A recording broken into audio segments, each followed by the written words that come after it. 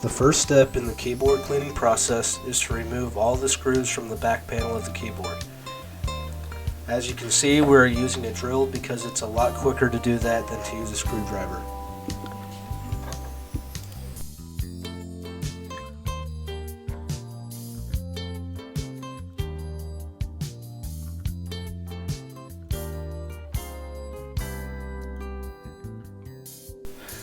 Next thing you want to do is remove the keyboard membrane and system board by unscrewing the two screws from the mount that is holding on the system board and the keyboard membrane.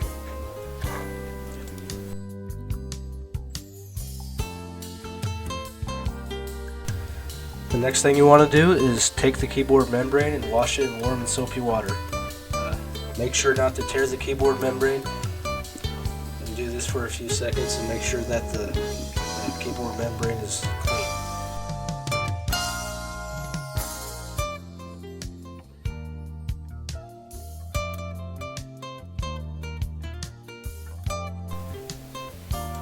You then want to take a dry towel and dry the keyboard membrane off. Make sure that there is no moisture left on there, as that is not good for the keyboard when it is working.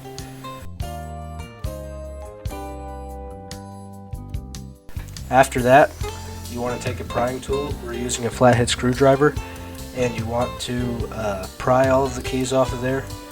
Do it very gently and keep track of all of the keys. This normally takes about 5 to 10 minutes, but it is well worth it.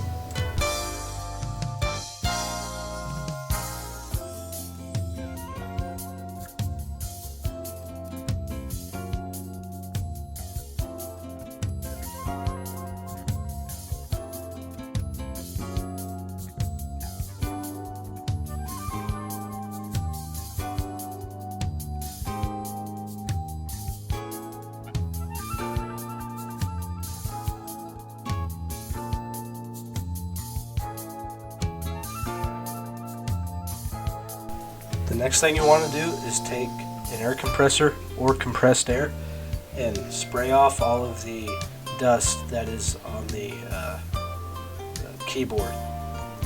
Make sure you get it all nice and clean. Clean the keys with a slightly soaked soapy cotton ball. In this video we used a Q-tip.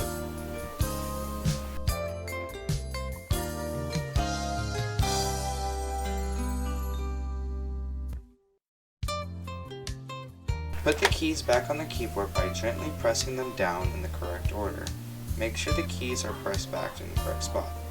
Take a picture so you can refer to the picture of the keyboard to put the keys. To align the membrane to the system board with the front panel and screw it in the system board and put everything back into place.